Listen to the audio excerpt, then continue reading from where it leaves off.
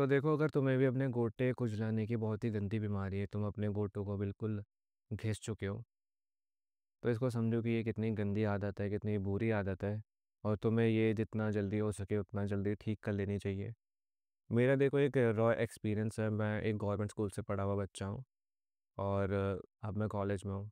तो देखो, जब मैं स्कूल जाता था तो मेरे स्कूल के जितने भी बच्चे होते थे वो बस एक ही काम करते थे। वो अपने गोटों को हमेशा खुजलाते रहते थे, चाहे अच्छा बच्चा हो बुरा बच्चा हो।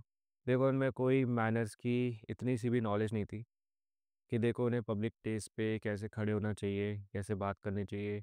वो बस अपने हाथों का काम बस अपने गोटों को खुजलाने में लगाते थे। बस उनके हाथों का यही काम होता था दिन भर। अगर वो स्कूल आ रहे हैं तो 3 घंटे तो वो अपने गोटे खुजलाएंगे, 2 घंटे वो गालियाँ देंगे या फिर कोई कमेंट पास करेंगे किसी इंसान पे। 1 घंटे में देखो मौज मस्ती काटेंगे, बंक करेंगे और घर जाएंगे। बस ये उनका रूटीन था।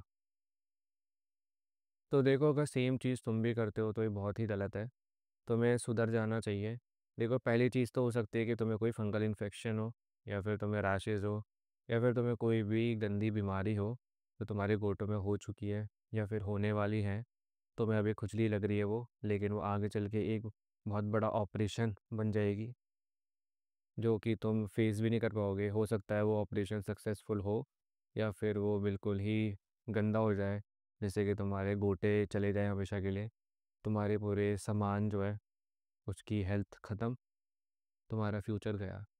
तो इस बात को समझो कि एक तो क्रिटिकल चीज़ है बहुत ही जो तुम्हें समझनी चाहिए। बाकी दूसरी चीज़ है, अगर तुम किसी इंसान के सामने अपने गोटे खुजला रहे हो वो तुमने सामने वाले से ही सीखा है।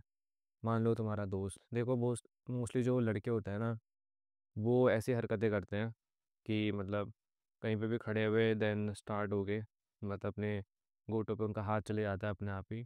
चाहे वो कोई भी बात कर रहे हो, चाहे वो कितनी भी सीरियस बात कर रहे हो, उनका हाथ घोटों पे रहता है। उनको देख के देखो तुम भी कंफर्टेबल हो गए, क्योंकि तुम एक इंसान हो। तुम गंदी चीज़ जो है बहुत जल्दी सीखते हो सकता है तुम उसे अवॉइड करो, लेकिन देखो गंदी चीज़ को सीखने में तुम्हारा जो इंटरेस्ट होता है वो ज़्यादा ही होता है। हर इंसान का बहुत ज़्यादा होता है। तो देखो, तुम भी फिर गोटे खुजलाना शुरू कर देते हो, धीरे धीरे तुम्हारी पूरी गंदी आदत हो जाती है। जैसे कि एक इंसान इंसान जैसे कि एक इंसान को सिगरेट पीने की बीमारी होती है, तुम्हें फिर ऐसी बीमारी हो जाएगी कि तुम दिन रात अपने गोटे खुजला रहे हो। घर में भी गोटे खुजला रहे हो, बाहर भी गोटे खुजला रहे हो। खुजलाते खुजलाते वो इतने घिस चुके हैं बिल्कुल ही, क्या कहते हैं, उनको कुछ फील ही नहीं होता। तो इस बीमारी को छोड़ो। हो सकता है तुम्हें भी कुछ बीमारी हो, लेकिन अगर तुम्हारी हैबिट है, तुम्हें कोई भी दिक्कत नहीं है, तुम चेक करना। देखो, अपने गोटों को चेक करना। वहाँ पे देखना है तुम्हें कोई तो फंगल इन्फेक्शन नहीं है, कोई रैशेज़ नहीं है, कोई इरिटेशन नहीं हो रही तुम्हें। अगर नहीं हो रही तो अच्छी बात है। अपने हाथों को लॉक करो।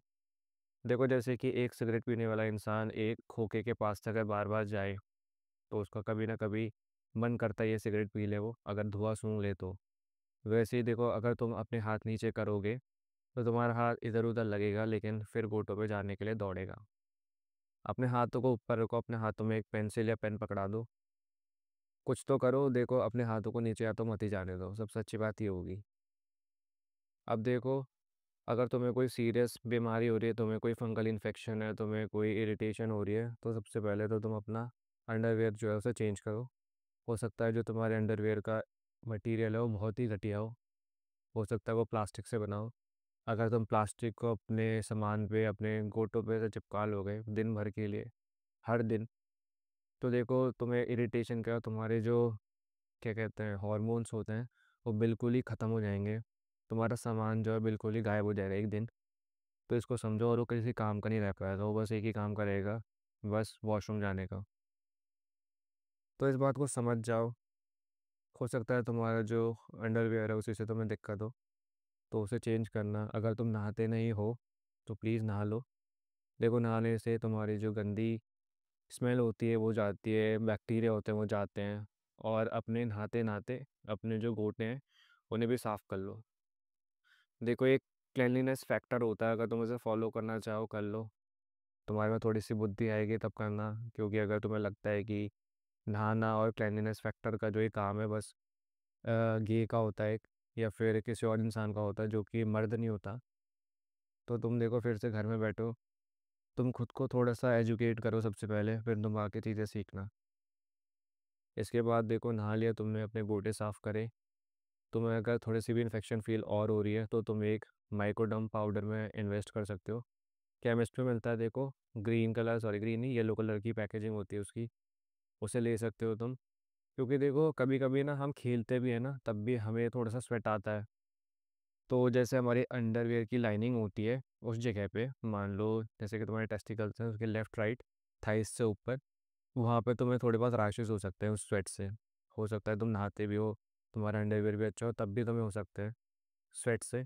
तो तुम क्या करोगे, तुम अगर कोई गेम खेल के आए हो, कोई स्पोर्ट खेल के आए हो, तुम नहा लो, अपना अंडरवियर चेंज करो, वही सेम अंडरवियर पहन के मत रहना, देखो बहुत गंदी बीमारी तुम्हें हो सकती है। तुमने चेंज करा, तुम क्या करोगे, नहा लोगे, उसके बाद नया अंडरवियर पहना, अगर तुम्हें तब भी दिक्कत है तो तुम एक माइकोडर्म पाउडर लगा लो।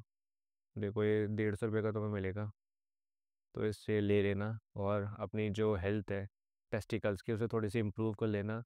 अगर ये बीमारी तुम्हें जो खुजलाने वाली है ज़िंदगी भर तक रह गई, तो तुम्हारे देखो गोटे कभी ना कभी ख़राब हो ही जाएंगे। पहली बात तो गंदी आदत है, गंदी आदत को छोड़ो जितना जल्दी हो सके उतना जल्दी, और अपने आप को सुधारो। क्योंकि देखो सुधारने से ही तुम्हारा इम्प्रूवमेंट होगा। और इस वीडियो से तुम्हें थोड़ी सी भी हेल्प हुई हो तो खुद को एक थैंक यू बोला। That's for the video, bye.